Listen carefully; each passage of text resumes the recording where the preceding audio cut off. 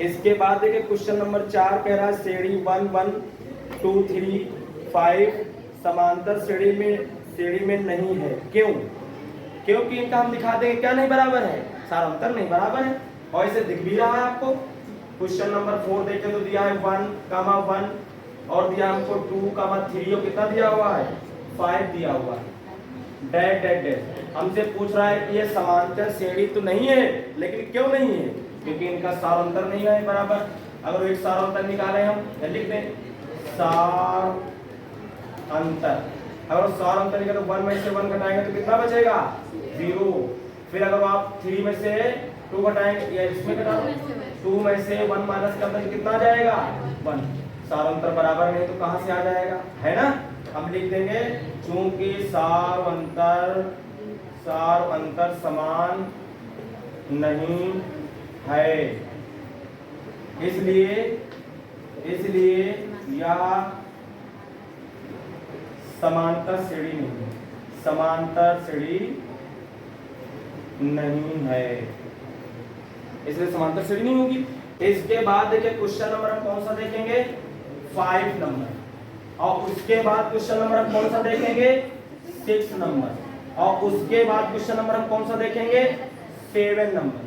और इन तीनों क्वेश्चन में से एक क्वेश्चन आपको पेपर में मिल सकता है, ये पेपर में आता है।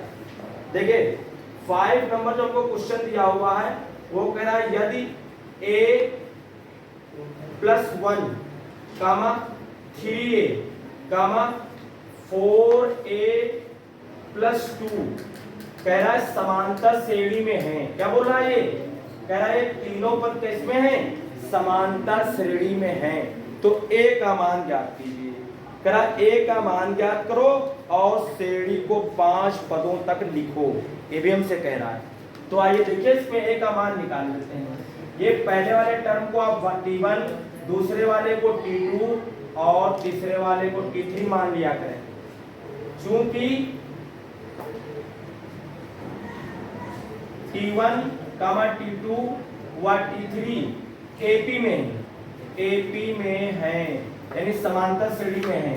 देयरफॉर इनका सारांतर तो फिर क्या होना चाहिए बराबर होना चाहिए, यानी t2 में से t1 सब्ट्रैक्ट कर दें या t3 में से t2 सब्ट्रैक्ट कर दें, रहेंगे तो दोनों क्या बराबर, क्योंकि सारांतर तो उनका बराबर आता है। पुट कर दो इसमें वैल्यू।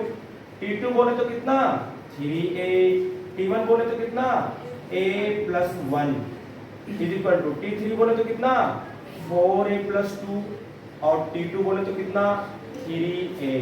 हल करें इसको, 3a अंदर जाएगा तो माइनस का a माइनस का 1, यहाँ 4a + 2 माइनस कितना 3a। 3a में से a जाएगा तो कितना बचेगा 2a - 1 और यहाँ 4a में से 3a जाएगा तो कितना बचेगा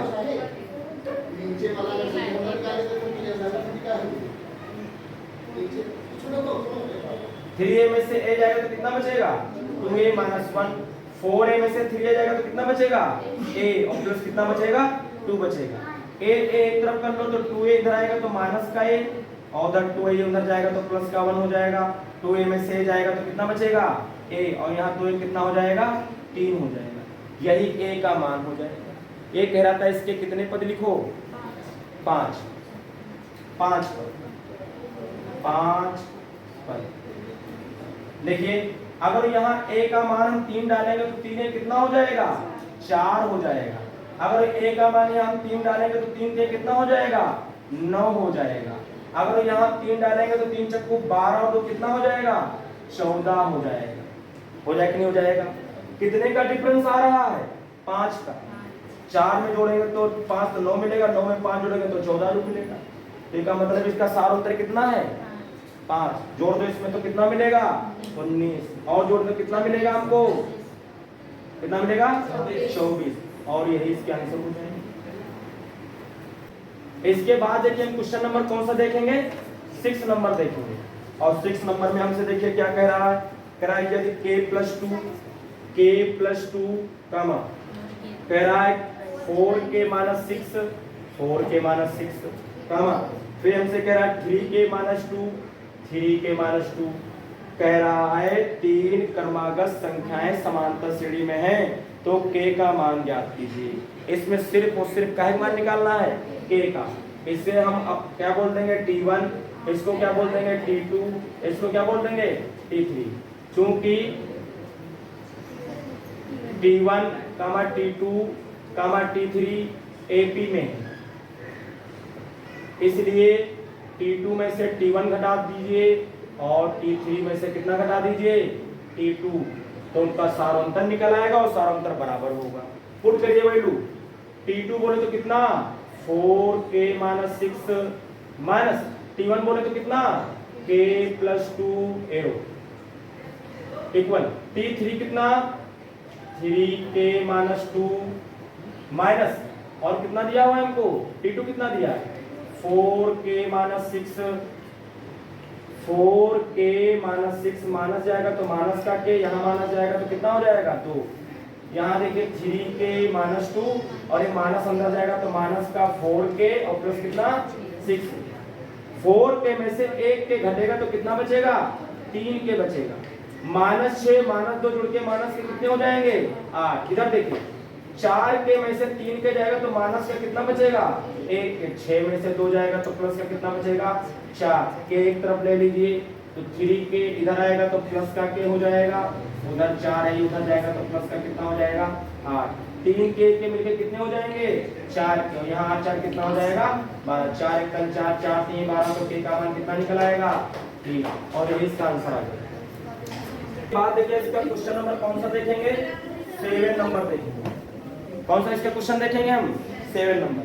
ये कह रहा a के किस मान के लिए a + 4 और 3a समांतर श्रेणी में है। कह रहा है a के किस मान के लिए a का मान निकाल लेना है आपको यहाँ। तो आप इसको क्या मानते हैं T1, इसको क्या मानते हैं T2, इसको क्या मानते हैं T3। सारांतर तो बराबर होगा। सारांतर लिख देते पहले सिंस जो T1, T2, T3 है वो किसमें है AP में है। Therefore जो T2 - T1 होगा वो T3 - T2 पे क्या हो जाएगा बराबर हो जाएगा। लग जाएगा ये ना, वैल्यू पुट करना है का मान निकालना आंसर आ जाएगा। लगा लेना इसको। अगला क्वेश्चन देखिए क्वेश्चन नंबर 8 देखिए 8 नंबर क्या समांतर श्रेणी 5, 14/3, 13/3, 4 डैश डैश डैश के अगले 3 पद लिखिए। तो अगले 3 पद लिख लेना कोई दिक्कत नहीं। इसका सारांतर निकालिए। अब इसमें एक बार 4 में जोड़ेंगे तो अगला मिल जाएगा, 2 बार सारांतर को जोड़ेंगे तो उससे अगला मिल जाएगा, 3 बार जोड़ेंगे तो उससे अगला मिल जाएगा। कई तो सवाल इससे लगाए हैं हम इसको। अगले 3 पद क्यों निकाल लें इसके। इसके बाद क्वेश्चन नंबर कौन सा देखेंगे 9 नंबर क्वेश्चन देखेंगे। कौन सा 9 नंबर। 9 नंबर कह रहा समांतर श्रेणी के प्रथम 3 पद लिखिए जिनमें a बराबर कितना है 1/2 और d बराबर कितना दिया है -1/6। 3 पद लिखने। हमने तुमको a और d दिया हो तो जब भी बताया पिछला सवाल दिया था कोई आपको प्रथम 3 पद लिखने हैं। क्या लिखने हैं 3 पद। अगर 3 पद लिखने हैं तो 3 पद क्या होते हैं a कामा क्या होते हैं a + d और क्या होते हैं a + 2d। अभी 4 पद लिखने थे, कहीं 5 पद लिखने थे, हमने लिखा था। यहाँ तो केवल कितने लिखने हैं a और d का मान डाल के हल करिए। यहाँ तो खाली a ही रख देना 1/2 और आपका आंसर हो जाएगा। अब क्वेश्चन नंबर कौन सा देखेंगे 10 नंबर देखेंगे। और 10 नंबर कह रहा समांतर श्रेणी 2, -2, -6, -10 डैश डैश डैश दिया हुआ है हमको इसके आगे। और एक कह रहा है का प्रथम पद और सारांतर ज्ञात कीजिए। लास्ट में बता दिया इतना सिंपल। क्या बता दिया इसका प्रथम पद और सारांतर।